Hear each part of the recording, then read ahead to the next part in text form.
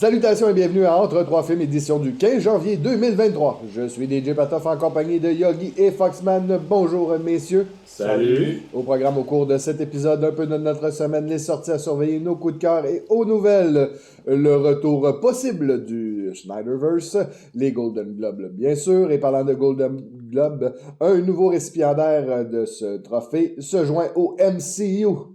On va commencer ça avec notre semaine et on commence cette semaine avec notre ami Simon. Ah ben moi, je suis tombé dans un trou noir sur YouTube. OK. J'ai écouté, je sais pas si vous vous rappeliez de l'émission des critiques de cinéma qui était Sequel and Herbert puis Herbert and Rupert. Ça me dit C'était, tu sais, vaguement quoi, là. les deux fois bravo, les two thumbs up, là. Ben, je suis tombé sur des listes de toutes les années des plus mauvais films que les autres choisissaient à la fin de l'année.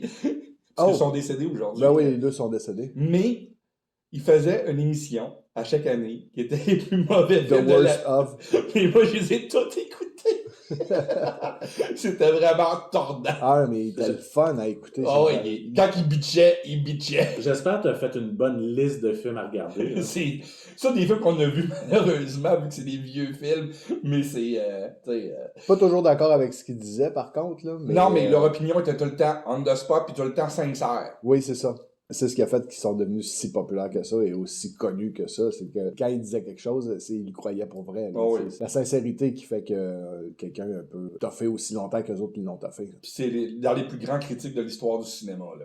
Ouais, même si je suis pas toujours d'accord avec ce qu'il Non, disait. mais quand on n'était pas d'accord, on pouvait trouver notre compte, puis quand il disait, mettons, deux fois bravo, qui est en anglais two thumbs up, ou two thumbs down, tu sais, quand c'était pas bon, on avait une opinion du film qui était claire. Mm-hmm. Qu'est-ce qui est très rare aujourd'hui sur les critiques. Surtout dans certains médias québécois où c'est tout le temps bon. Ouais. Puis moi, je suis coupable quand je dis que c'est de la merde. Je dis, je suis blanc ou noir, tu sais. Moi-même, je suis coupable de ça. Là. Mais eux autres, ils étaient pas de même. Ben, quand tu donnes ton opinion, Simon, on est capable quand même de sortir des points qui ont de l'allure, même quand tu dis que c'est de la merde. Des fois, tu réussis à trouver quand même des qualités dans certains films. Ouais, les images d'Avatar 2 sont belles. La photographie de Batman était bonne. C'est pas mal tout ce qu'il y avait. Non, il y avait Colin Farrell. Non, mais on est les seuls critiques, les trois seuls critiques au monde qui a pas aimé ce film-là. Fait que... C'est correct parce que dès qu'un film c'est unanime autant d'un bord comme de l'autre, il y a un problème. À part de ça, t'as juste fait ça. C'est lent, tu sais. Ça a été long. Quand tu pars des fins des années 70, aller à 2005-2006. Puis ça a du stock pas mal. Puis j'étais très occupé cette semaine. On est chez moi. Fait que Ouais, ben, c'est des choses qui arrivent. Mais ça m'a fait plaisir d'écouter ça. Ça m'a fait sourire. Là, je vais essayer d'écouter les best-of, le contraire. Oui, ça risque d'être intéressant aussi. Tu risques de trouver des films que tu vas faire comme un. Ils ont aimé ça, c'était Ils ont cochonnerie. aimé ça, eux. Ah ben, je savais pas que ce film-là avait existé. Après 92, ils reviennent souvent. Ah, ben c'est quand même mieux que Stop or Bam Will Shoot. Fait que comment qu'on fait pour trouver le worst stuff? De ça, Ouais, on va sur YouTube puis on tape Sequel and Herbert, Worst Movie. Est-ce qu'on pourrait pas mettre un lien d'un des... pas tannant, lui, avec ses liens. C'est qui met les liens? Je finis tout le temps par m'oublier des mettre. Non, mais c'est assez facile à trouver C'est bon, sur parfait. YouTube. Tu écris Sequel and Herbert to Herbert and Rupert, puis t'es capable de les trouver. C'est bon.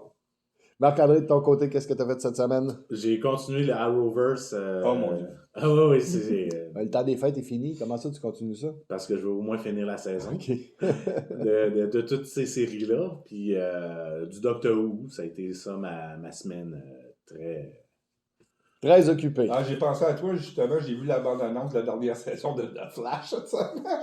Oui, la saison où Oliver Queen est censé revenir. L'épisode 9. Ouais, l'épisode 9, ça n'a pas fonctionné, son autre projet, hein? Non, la lutte, ça fonctionne pas.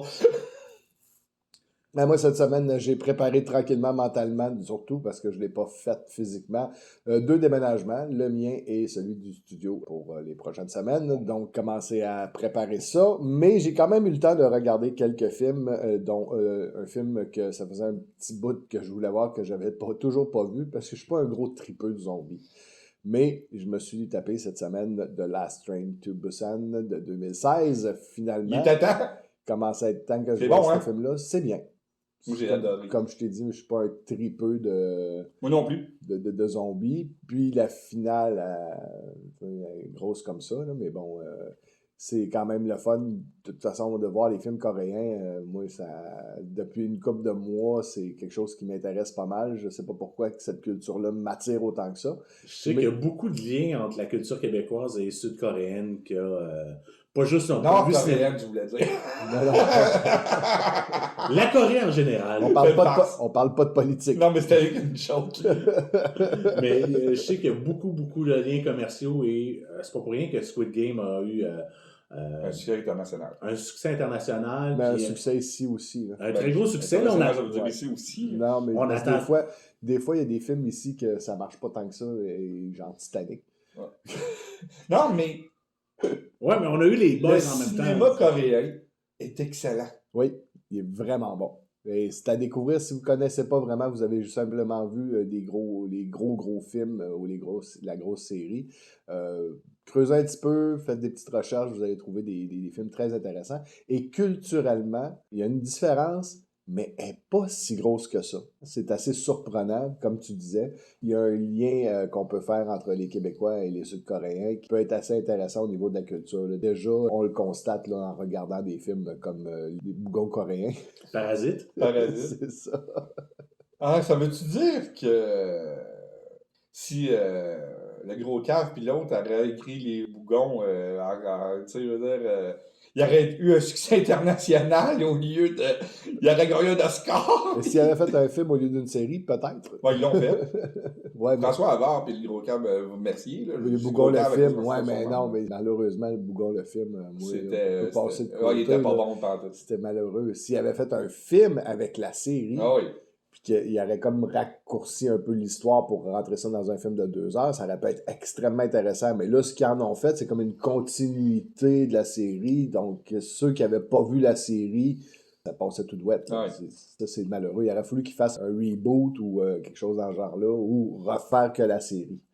Sinon, je me suis tapé quelque chose de rare parce que j'aime beaucoup les comédies musicales. Un film que je n'ai vraiment pas trouvé bien. C'est Mathilda, la comédie musicale. Ah, moi aussi. Que j'ai trouvé extrêmement ordinaire. J'ai donné un 5 sur 10 quand même. Merci, Moi, gars, pour c'était un sacrifier 3. pour ça. Moi, hein. c'était un 3. Un 3. C'est sûr qu'on s'entend que le film n'était pas adressé à moi particulièrement. C'est plus pour les enfants, puis peut-être une initiation à la comédie musicale pour des pré-ados. Mais malheureusement, ça volait pas haut. La musique est pas très, comment je pourrais dire ça? Les chansons sont ordinaires. Elle n'est pas invitante, ouais, c'est ça. Puis en plus, le film dure 2 heures, ce que j'ai trouvé très long. Alors que l'original qu'on avait eu en 96, ouais, durait Le seulement, film de Danny DeVito? Oui, qui ouais, était excellent. durait seulement 1h35. Qui était excellent. Ouais, c'était plus condensé, c'est sûr que là, les numéros musicaux viennent chercher du temps au film, mais même à ça, il aurait pu faire quelque chose de plus court et de plus condensé, ça aurait été très intéressant. Puis si vous voulez initier vos enfants à la comédie musicale, écoutez le classique qui a 41 ans aujourd'hui, écoutez Annie. Bien sûr. T'sais, au lieu de Mathilda, c'est le remake. J'ai un autre film qui n'était pas vraiment adressé à moi, mais que j'aime vraiment à chaque fois qu'il sort, c'est Les Grands Yeux d'Antonio Banderas avec Puss in Boots 2, que je me suis tapé cette semaine. Il y a le swag juste dans la voix. Il n'y a pas besoin de sa face. C'est incroyable. Le gars, il a la voix talentueuse comme ça, là, c'est rare, à part peut-être Mark Hamill. Non, mais lui, c'est à cause que Mark Hamill change sa voix. Ouais. Lui, c'est... Non, c'est sa voix suave et... Non, mais ça donne juste le goût qu'ils remettent le masque de Zorro, puis... Ouais, il commence à être tard un peu, là. Mais regarde, Non, Anthony mais le Hopkins, Zorro vieux, un peu. Anthony Hopkins l'a joué... Oui, c'est vrai, effectivement. Mais il pourrait faire un reboot du masque de Zorro avec Antonio Banderas qui passe le flambeau à un jeune acteur qui pourrait faire la job.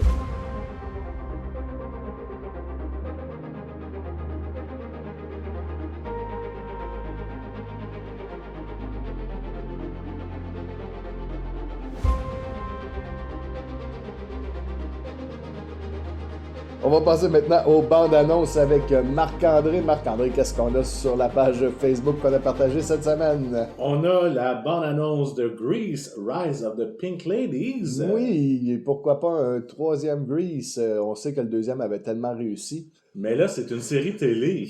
Ah, c'est une série télé. C'est encore Ça mieux. se passe 5 ans avant, c'est la formation des Pink Ladies. Là. Et les T-Birds, sûrement par la bande. On va oublier Grace 2. Je vois ça, je vous laisse ça. Là. On peut pas passer outre Grease 2.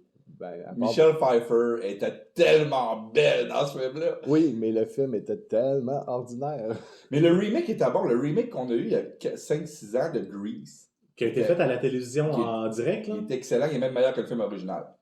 Ok, ouais, mais Grease. Ouais, Pas, Grease. pas un remake de Non, Grease non, 2. non.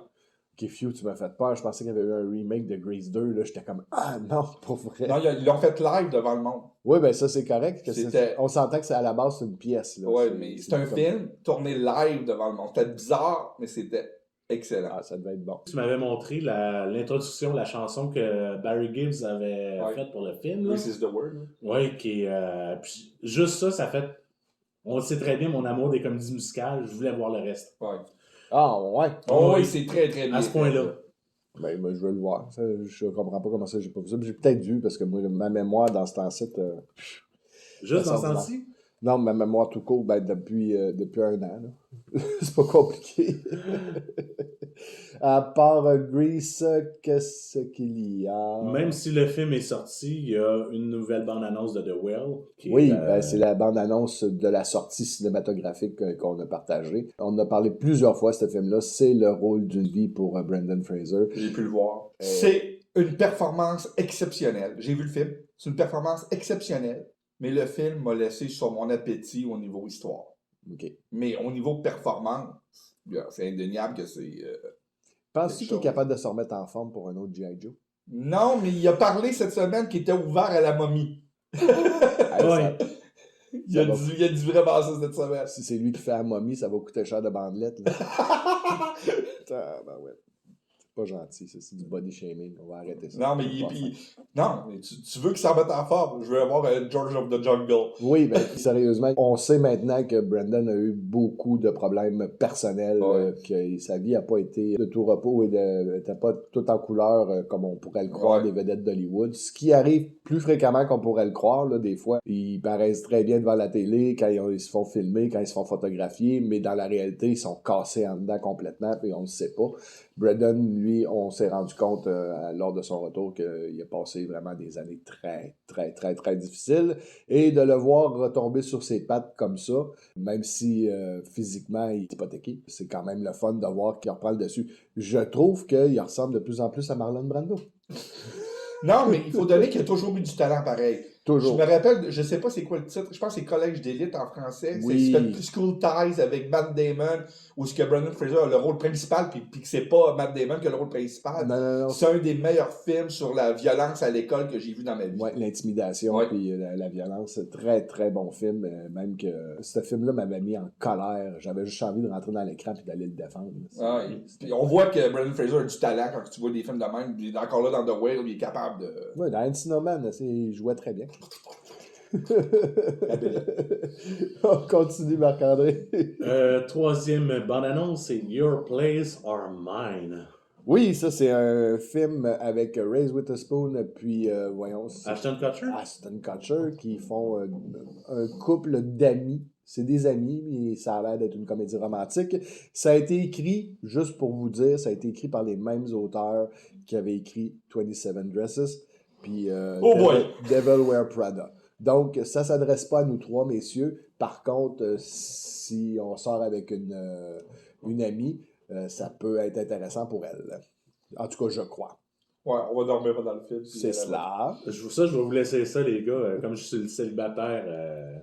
Mais ça t'empêche pas de sortir avec une amie, d'être célibataire, même que tu peux sortir avec plusieurs amis. Ouais, quand t'es t'es chanceux, célibataire. tu vois, tu peux sortir avec plusieurs amis. Tu peux, En même temps. en même temps, s'ils sont d'accord. Ouais. Oh, On vit dans une époque libérale. ouais, c'est. Bon, Ah bon, oui, j'en ai sujet. on change de sujet, là. mais ça me tente pas de parler de mes relations amoureuses. C'est correct. C'est pas la place. Et finalement, la dernière bande-annonce qu'on a partagée, Oui, la deuxième bande-annonce de Ant-Man and the Wasp, Quantum Mania, où on apprend un petit peu plus sur l'histoire du film. Même la fin. Ah oui, c'est ça le problème. ah oui, On voit le c'est- combat final. c'est comme bizarre un peu. Mais on voit Modoc. On voit Modoc Je sais pas si je voulais vraiment l'avoir. en live action. Ouais, j'étais pas sûr. En tout cas, Parce que ça tire plus de l'animé que. On du s'entend live action. qu'on va voir le film pareil. Ouais, ouais, Nous autres, ça, c'est sûr et certain.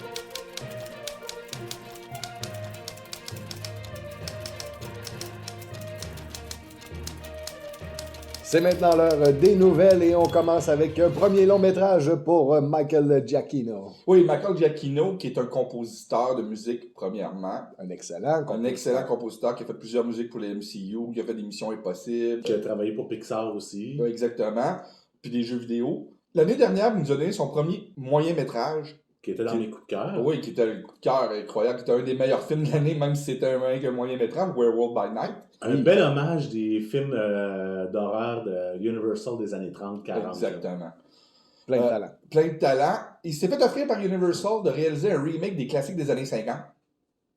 OK. Un classique qu'on appelle un Radioactive Exploitation Movie, qui était des films de science-fiction qui avaient rapport avec le nucléaire, qui était DEM, qui est une explosion nucléaire, qu'un accident nucléaire qui arrive, puis que certains insectes deviennent géants.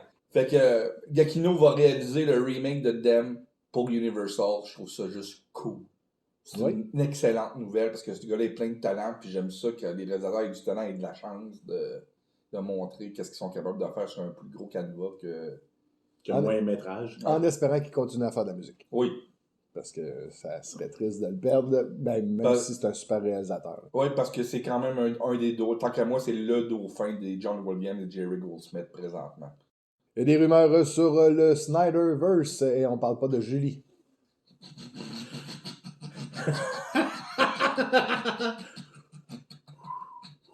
Qu'est-ce qu'on a aujourd'hui? Je sais pas.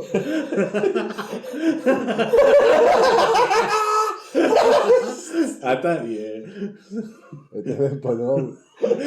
Attends, il va y avoir un film d'occupation double. Non, c'est l'enfer, c'est nous autres, le film. Oh boy. Non, il y a des grosses rumeurs, mais ça vient d'une pétition au départ. Oui, parce qu'il y a du monde qui voudrait que ça continue. Oui, parce que même le Snyder Cut venait d'une pétition au départ aussi. Il y a une pétition qui veut que Netflix achète à Warner les droits du Snyderverse pour continuer le Snyderverse sur la plateforme Netflix. Moi, j'y crois pas. Je te comprends, mais en même temps, comme j'ai déjà dit, c'est l'argent qui mène le monde. Oui, mais économiquement, puis pour le business, c'est pas l'idéal pour Warner de faire ça. Ils vont se tirer dans le pied. Oui, mais ça va mêler le monde. chez DC, comme chez Marvel, il y a une espèce de multiverse. Ça s'appelle pas multiverse chez DC, mais il y a plusieurs mondes. Oui. Pourquoi qui s'empêcherait de faire une pause de cash si ça reste sur une autre plateforme? Parce que, comme j'ai dit la dernière émission, ils ont tout essayé avec le Snyderverse. Sauf de le faire au complet. Non, mais ça pogne sur une petite pléiade de personnes. Mais en général, ça touche pas le monde. Tu sais, on en parle beaucoup parce que ça fait de la vague à cause c'est sur l'Internet. Mais quand on regarde globalement, le Snyderverse, c'est des roches dans l'eau. Il n'y a pas grand monde qui savent qu'est-ce que c'est exactement. Puis le monde qui aime le cinéma, généralement, à part quelques films comme Aquaman ou Shazam, ils n'ont pas marché. Oui, Wonder Woman a marché. Le premier. Le premier, mais quand tu regardes le film puis tu l'analyses carrément, c'est un remake de First Avenger. Ouais. T'sais, ils ont pris des formules qui marchaient pour faire un bon film. Ils n'ont pas fait un bon film. Ils ont pris des formules. Puis on peut s'entendre aussi que probablement que les acteurs qui étaient dans le Snyderverse ne seraient peut-être pas prêts à remettre la cape, comme on pourrait dire, pour continuer avec ce qui s'est passé, puis le fait qu'ils ont perdu des jobs, mais qu'ils se sont fait offrir d'autres choses. Je vois mal Ben Affleck être un réalisateur pour DC et se retrouver à aller travailler comme acteur pour faire encore Batman dans un autre... Attends un mois de jeu. On attend. Il va jouer. Oui, non, mais ça, c'est ou sûr. Ou Henry qui va être obligé de prendre des pauses sur Warhammer 40 000. Puis, c'est ça. Que, comme tu dis, c'est très peu probable. Puis ça va mêler le monde. Monsieur tout le monde, pas Edmond en Arkansas, comme on dit dans le milieu. Ça va les mêler. La seule chose qu'il pourrait faire, ça serait des films d'animation en moyen-métrage. Oui, les DC Direct, là, refaire des DC Direct avec les voix des acteurs originaux. Ça serait pas mauvais comme idée. Oui, ça oui. Ou avoir que DC fasse quelques comics qui sont rapport à cet univers-là. Ça serait le bon point plan B, là, selon moi. Pour les vrais fans. C'est Ouais. ça. Mais faire continuer les films, au prix que ça coûte de faire les films de Snyder, parce que les films de Snyder, du Snyderverse, Ils sont coûtent très énormément cher à faire. On parle d'un minimum de 200 millions par film. Quand même. D'un minimum. Et avec l'inflation, ça risque d'être encore pire. Oui. D'un autre côté, faire un film de Arrow dans le Snyderverse avec pas trop d'effets spéciaux, ça Non, pourrait être faisable. J'aime mieux qu'il soit dans le DCU.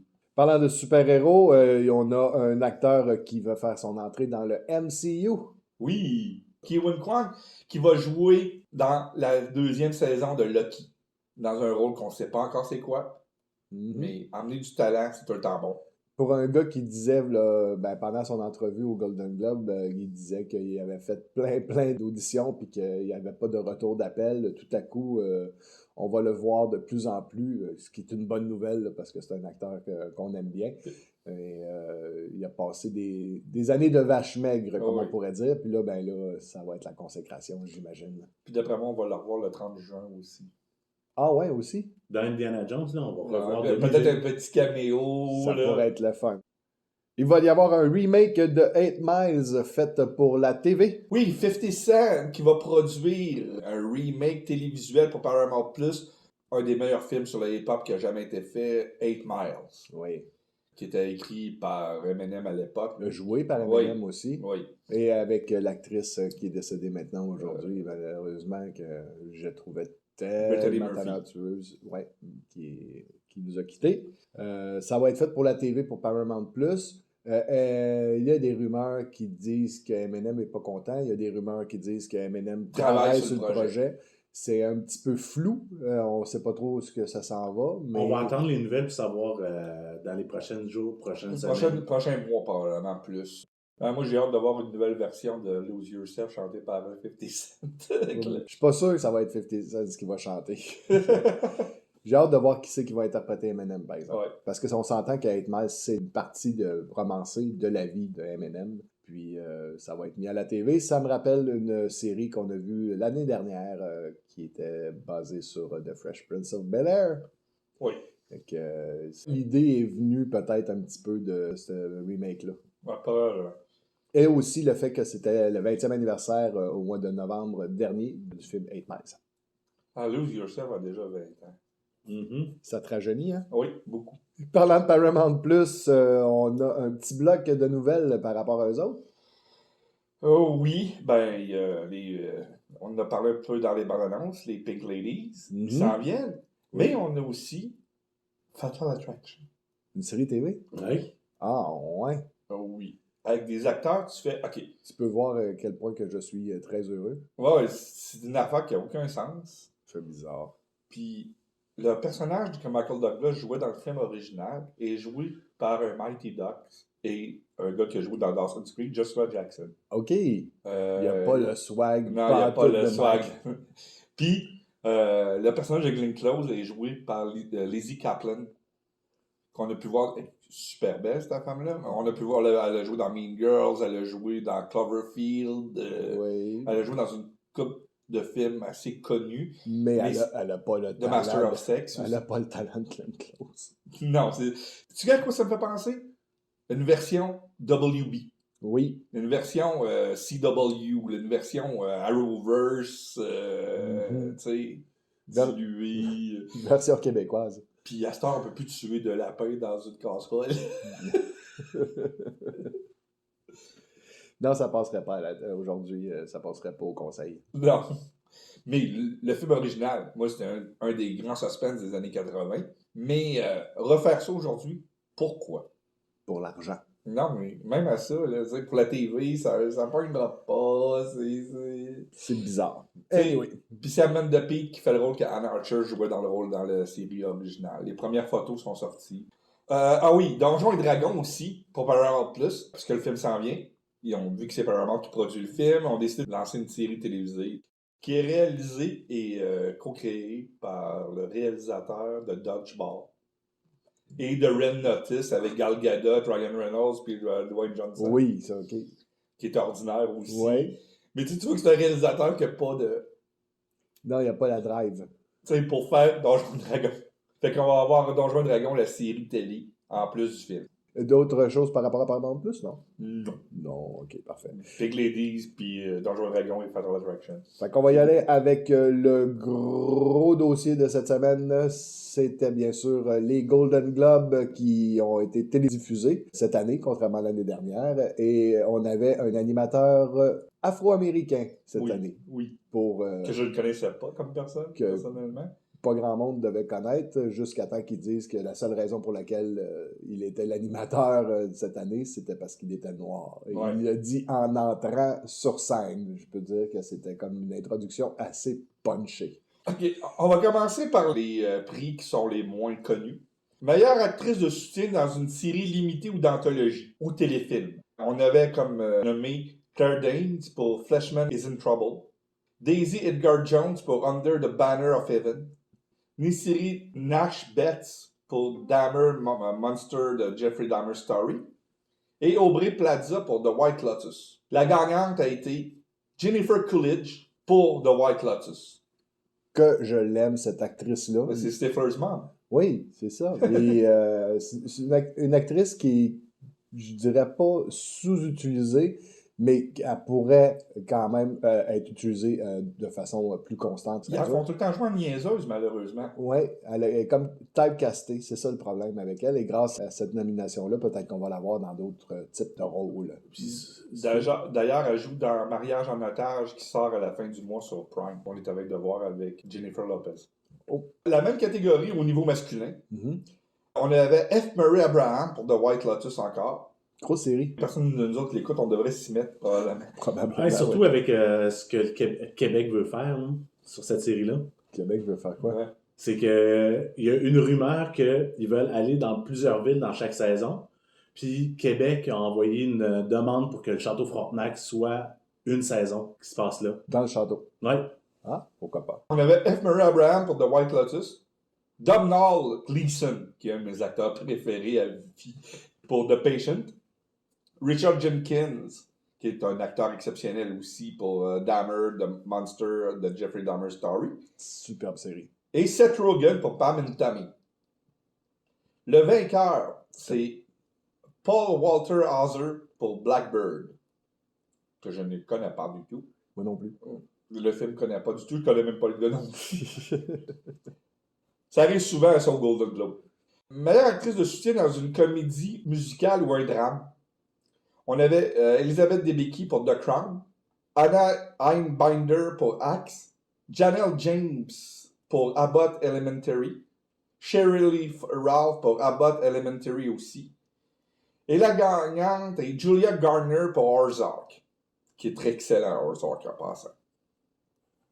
La même catégorie pour les hommes, on avait John Lithgow pour The Old Man, Jonathan Pryce pour The Crown, 2 gros noms en tout cas. John Turturro 3 gros noms. pour Severance, et là un très petit nom, Henry Winkler pour Barry. Parce qu'Henry Winkler, je vois la face puis je pars à rire, moi, personnellement. Il est comment Fonzie? Ouais, Il c'est ça. est cool. Et le gagnant est Taylor James Williams pour Abbott Elementary. Meilleure actrice pour une série d'anthologie ou un téléfilm, on a Jessica Chastain pour George and Tammy, Julia Garner pour Inventing Anna, Lily James pour Pam and Tommy, Julia Roberts pour Gaslight, et la gagnante était Amanda Seyfried pour The Dropout, qui est excellent d'ailleurs, The Dropout, qui est disponible sur Disney+. Oui. Puis Amanda Seyfried, toujours plaisante à regarder. Ah, pas là-dedans. Ah non, pas là-dedans? Non. Ah, d'accord. Meilleur acteur pour une série d'anthologie ou un téléfilm, on avait Taron Egerton pour Blackbird, Colin Firth pour The Staircase, Andrew Garfield pour Under the Banner of Heaven, et Sébastien Stan pour Pam and Tommy. Sébastien Stan pour Pam and Tommy. Et le gagnant est Evan Peters, par exemple, pour Dahmer, Monster of Jeffrey Dahmer Story, qui est la meilleure performance télévisée de l'année, tant que moi. Je l'ai pas mis dans mes... Mais surprenamment, regarde, Pam and Tommy qui est quand même bien représenté au Golden Globe. Oh oui, mais c'était une bonne série. Meilleure actrice dans une comédie ou musicale, on avait Selena Gomez sur Only Murder in the Building, Jean Smart pour Axe, Gina Ortega pour Wednesday, Kelly Coco pour Flight Attendant, et la gagnante a été Quinta Bronson pour Abbott Elementary. Meilleur acteur dans une comédie ou musicale, on avait Donald Glover pour Atlanta. Donald Glover, je l'adore. Là. Oui. Bill Hader pour Barry. Steve Martin pour Only Murders in the Building. Ça a l'air d'une bonne petite série. Ah, je l'ai vu la première saison. J'ai pas vu la deuxième, mais j'ai vu la première saison et j'ai trouvé ça excellent. Martin Short pour Only Murders in the Building aussi. Et le gagnant était Jeremy Allen pour The Bear. Meilleure actrice dans une série dramatique. On avait comme nominé Emma Darcy pour House of the Dragon.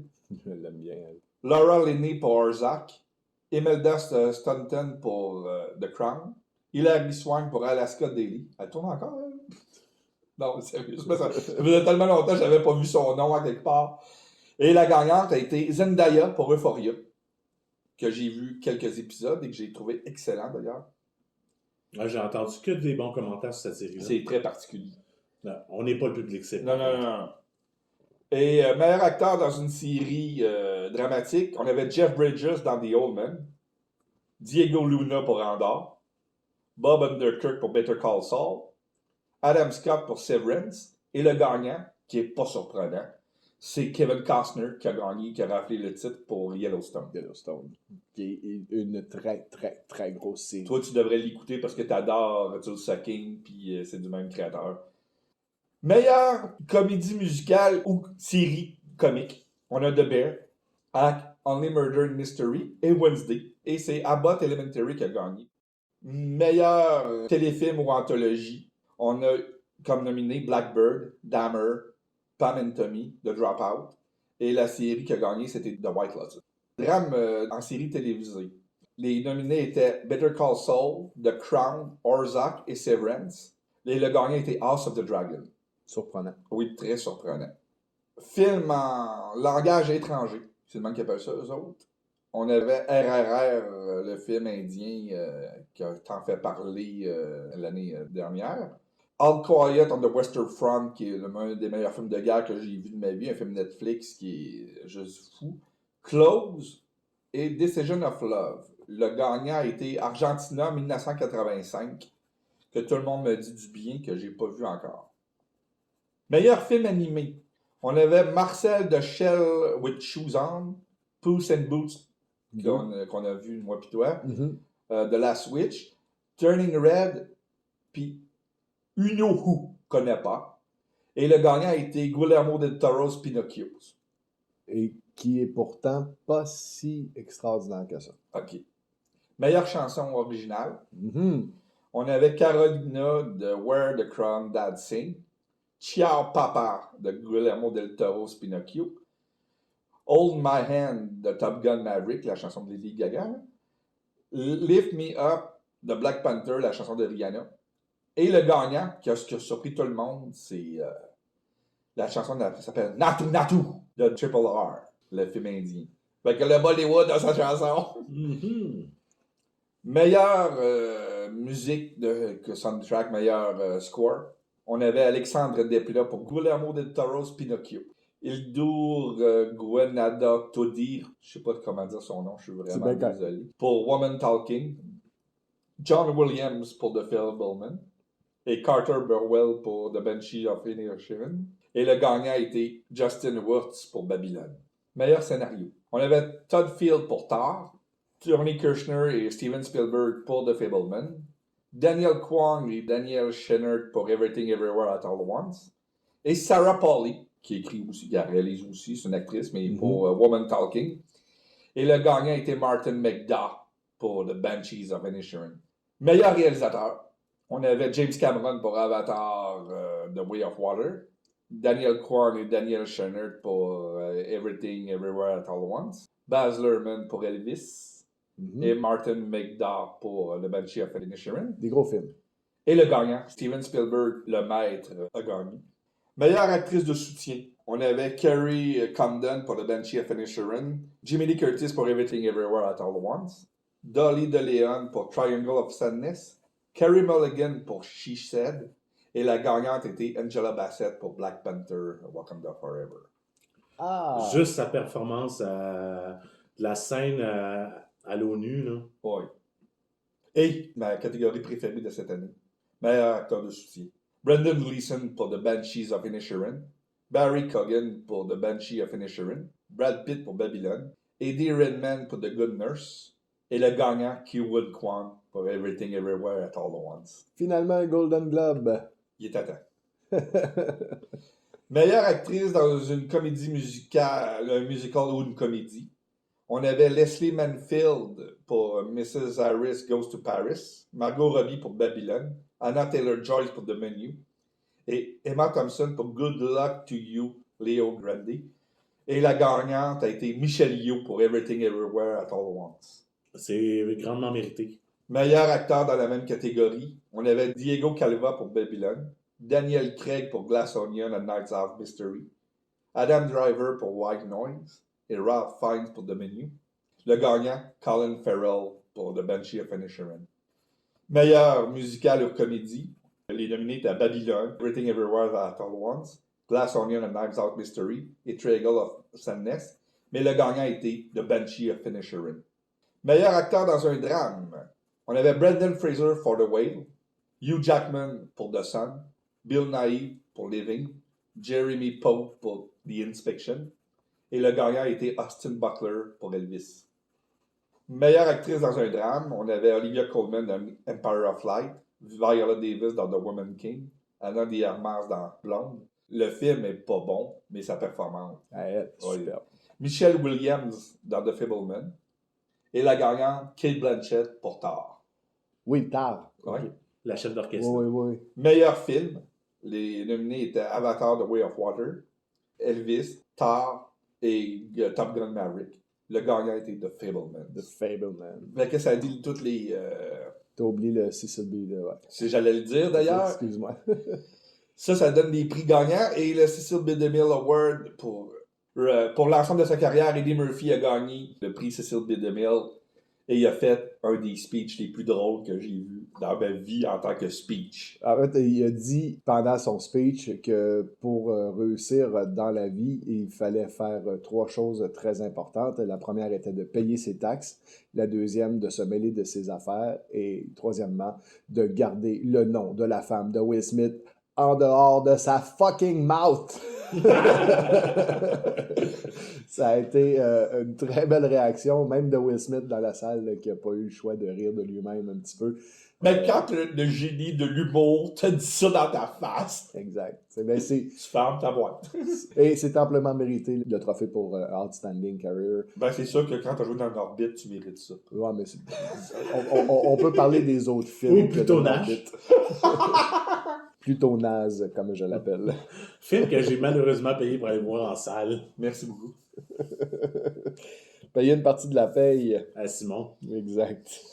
J'aime ça.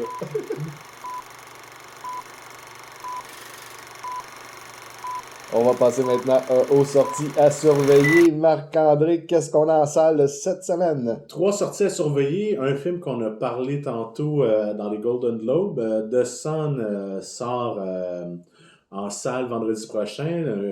Un drame de Florian Zeller qui nous avait donné The Father il y a 3 ans.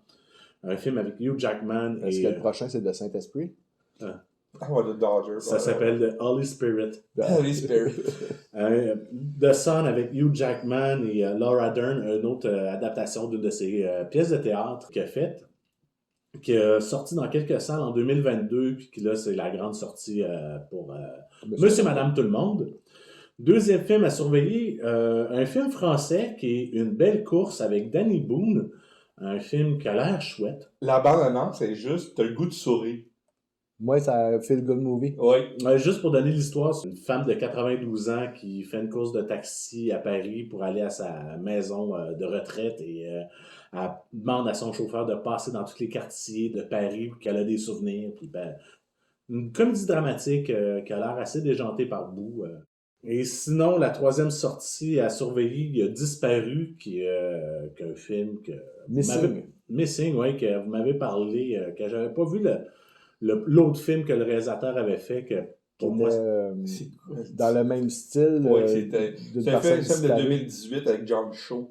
Mm-hmm. C'est exactement le même concept, mais il y en a un qui il cherche sa fille, là, c'est la fille qui cherche la mère dans le nouveau. Ouais. C'est filmé avec des caméras d'ordinateur. C'est ça. Puis c'est surtout basé sur les médias sociaux, si j'ai Ouais. bien compris, que ce soit en vidéo chat ou les textes, Ouais.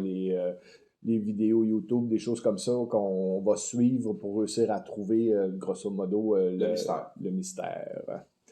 Au niveau des VSD, Tout de suite après la sortie de notre épisode, à 21h aujourd'hui, le 15, la série basée sur le jeu vidéo The Last of Us sort sur Crave. J'ai tellement hâte. ça va être sur Crave. Ouais, C'est c'est sur Crave. HBO Max. OK. Donc, ça sort aujourd'hui. On a hâte de voir qu'est-ce que ça va donner. Après notre passage Soirée Kino. à la Sur soirée le Kino. Kino. On va Ouais, aller aussitôt voir que ça. je reviens de Kino, je me tape de Last of Us, c'est sûr. Parce que je suis en train de jouer au jeu. J'ai recommencé à zéro le jeu vidéo pour me préparer pour cette Pour te série. préparer pour la série, c'est bon. Sinon, le 19, la série dérivée de That 70 Show sort, That 90 Show sort sur Netflix le 19. On en a en masse parlé dans les Ouais. derniers épisodes. J'ai hâte de voir. Je suis un petit peu réticent dans le sens que j'ai un peu peur, mais j'ai quand même hâte de voir qu'est-ce que ça va donner. Bon, moi, je vais aller écouter ça pour les caméos. Oui, les caméos, c'est sûr et certain. Mais en même temps, pour le grand-papa et la grand-maman qui étaient dans l'ancienne série. C'est encore les personnages principaux. sont tellement extraordinaires, les deux, que juste pour eux autres, ça peut valoir la peine. Et ce vendredi, le 20, un film de science-fiction sud-coréen qui sort sur Netflix. Je ne sais pas comment prononcer le nom. C'est Jong-hee ou Jung-ji ou... Jong-hee. Jong-hee. Jong-hee. Dis-le avec un accent, ça va bien passer. Jong-hee! Donc, un film de science-fiction. On a parlé tantôt de la Corée du Sud, qu'on a des rapports Oui. avec nous autres. J'ai bien hâte de voir ce film-là. Ben, contrairement à nous autres, ils ont du budget pour faire de science-fiction. Oui, c'est sûr. Bon, Ça on fait a plus eu partie un de leur ADN aussi. Ah oui. On a eu un film de science-fiction il n'y a pas très très longtemps au Québec sur l'équipe B d'une mission Ça va l'air spatiale. plus une comédie. Ouais, il paraît que c'était super bon. C'est comment ça s'appelle donc? C'est Viking, Oui, que j'ai hâte de voir. Ça sort bientôt en DVD, ce film-là. Je vais vous en reparler. Je pensais que vous alliez parler de Niagara parce que... non, c'est bon. Ça, c'est bon. On peut passer à un autre sujet. C'est quand même le mois de janvier, donc c'était des petites sorties. C'est normal, à chaque année, le mois qui suit Noël est plus difficile au niveau cinématographique.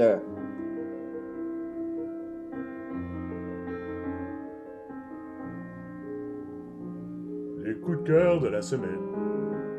On va y aller avec nos coups de cœur cette semaine. Simon, qu'est-ce que tu as à nous proposer? C'est un film très particulier. C'est un drame biographique de 2018, mais en animation, qui est Buñuel après l'âge d'or, le titre. C'est un film espagnol qui raconte une partie de la vie du réalisateur Luis Buñuel, qui a réalisé Le Chien andalou, puis plein de films très connus.